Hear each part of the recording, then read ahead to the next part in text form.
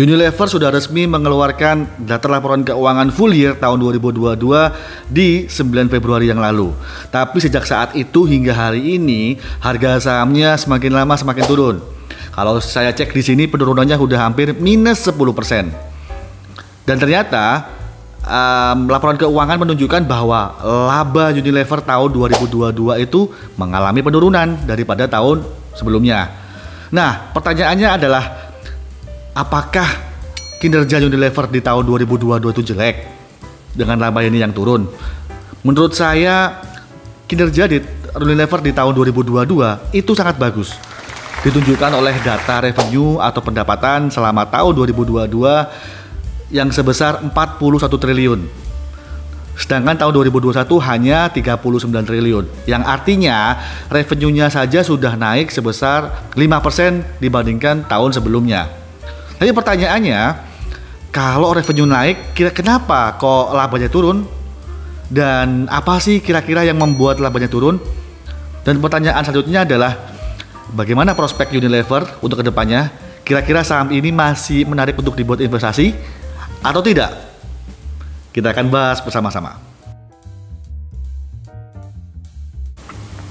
Kita bahas Unilever dari segi fundamentalnya dahulu. Nah, data ini saya ambil dari laporan keuangan rugi laba Unilever, dan kemudian kita bisa melihat bahwa revenue di tahun 2022 itu sebesar 41 triliun, memang terlihat lebih tinggi dibandingkan tahun 2021 yang hanya 39 triliun.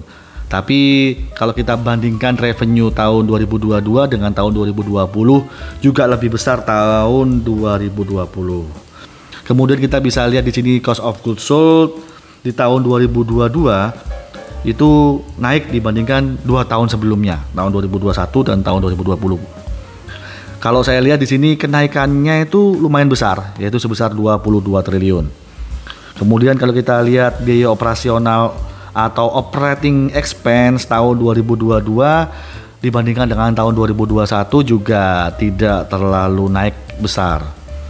Dan kalau kita lihat dari non-operating expense atau biaya non-operasi di tahun 2022 juga lebih kecil dibandingkan tahun 2021. Jadi expense atau biaya yang paling besar di sini saya lihat adalah biaya COGS, cost of goods sold, yang mana artinya itu ada kenaikan bahan baku dan biaya produksi yang tinggi, sehingga akan membuat berdampak pada laba yang akan turun. Nah, kalau kita ingat juga di tahun 2022 itu yang mana inflasi juga bergejolak secara global, itu membuat harga bahan baku dari Unilever juga semakin naik. Kemudian waktu itu kita masih ingat bahwa harga CPO juga sangat tinggi, kemudian komoditas energi terutama minyak juga sangat tinggi. Itu juga akan berdampak kepada naiknya harga bahan baku Unilever.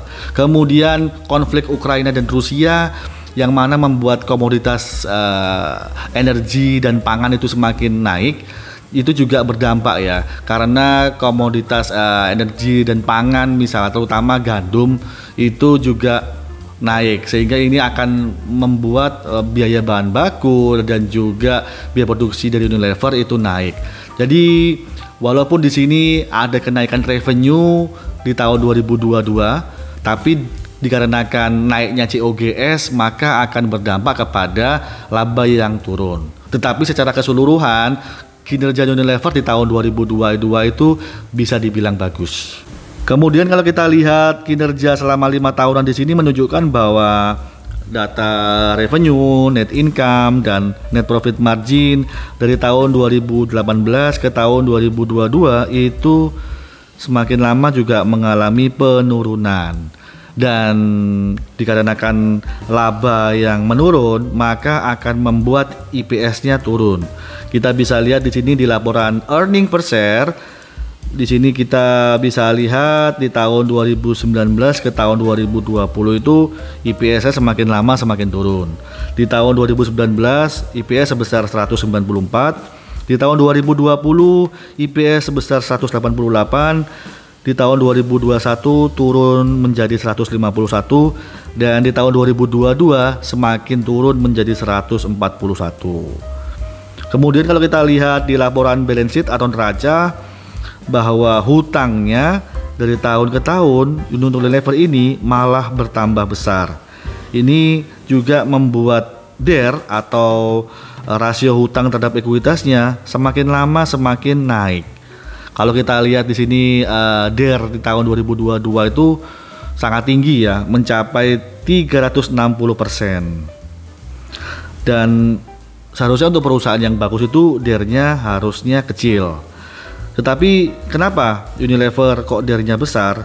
Kalau menurut saya di sini terlihat bahwa hutangnya yang semakin lama semakin bertambah, sedangkan ekuitasnya semakin lama semakin berkurang.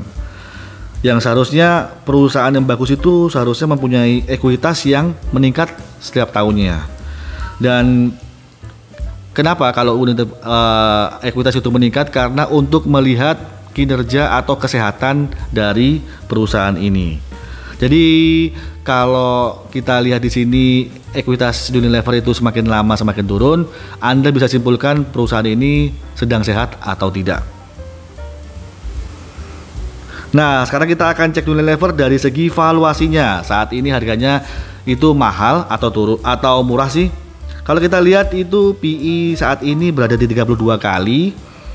Kan kemudian kita bisa lihat di sini grafik PE selama 3 tahunan. Saat ini tuh PE-nya masih mahal ya, karena berada di atas garis rata-rata PE standar deviasi. Kemudian untuk PBV, Unilever saat ini itu berada di 37,6 kali. Dan kalau kita lihat juga dari grafik PBV selama 3 tahunan, di sini menunjukkan bahwa PBV saat ini itu masih mahal karena berada di atas garis rata-rata PBV standar deviasinya.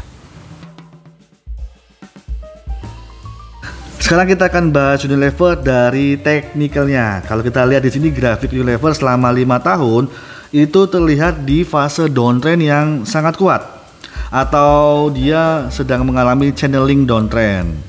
Bahkan harga saat ini tuh berada di bawah harga terendah tahun 2020 ketika pandemi. Seharusnya harga saat ini itu lebih baik ya, karena pandemi sudah usai. Tetapi Unilever hingga hari ini ternyata harganya semakin lama semakin turun. Kemudian kalau kita lihat chart 1 tahunnya, di sini menunjukkan bahwa Unilever tuh sedang di fase sideways. Kemudian fase sideways ini memang sudah berlangsung lama ya. Kalau saya cek di sini mulai Mei 2022 hingga di tahun 2023 ini. Dan kalau menurut saya di sini masih fase sideways ini belum ada tanda-tanda dia akan naik atau dia akan turun. Oke, kalau kita lihat kinerja tahun 2022 Unilever memang bagus ya, ditunjukkan dari revenue-nya yang meningkat dibandingkan tahun 2021. Tapi kalau kita lihat Unilever secara long term 5 tahun, ternyata kinerjanya juga kurang memuaskan. Kita bisa lihat dari labanya yang semakin lama semakin turun, kemudian asetnya semakin lama semakin turun, hutangnya yang semakin bertambah, ditunjukkan dari DER yang semakin lama semakin naik, dan juga ekuitasnya yang semakin lama semakin turun. Kemudian kalau kita melihat valuasinya, PBV dan PE Unilever saat ini juga masih mahal. Jadi Unilever jika punya kinerja yang bagus, jika dia bisa memperbaiki biaya-biayanya supaya bisa menurunkan biaya, kemudian dia bisa punya inovasi atau dia bisa berkembang dan bisa bersaing dengan produk yang lain, kemungkinan Unilever akan naik. Tapi jika Unilever tidak bisa punya kinerja yang baik, maka kemungkinan kedepannya Unilever harganya akan turun lebih dalam. Demikian analisa saya tentang Unilever, dan di sini saya sampaikan kembali bahwa tidak ada paksaan untuk membeli atau menjual saham tertentu. Jadikanlah ini sebagai bahan edukasi dan informasi untuk Anda sebelum Anda mengambil keputusan. Tetap Anda harus melakukan do your own research sebelum mengambil keputusan untuk membeli atau menjual saham tertentu. Dan kalau Anda suka dengan video ini, silahkan klik tombol like dan subscribe-nya. Kita akan ketemu di video berikutnya dan sampai jumpa.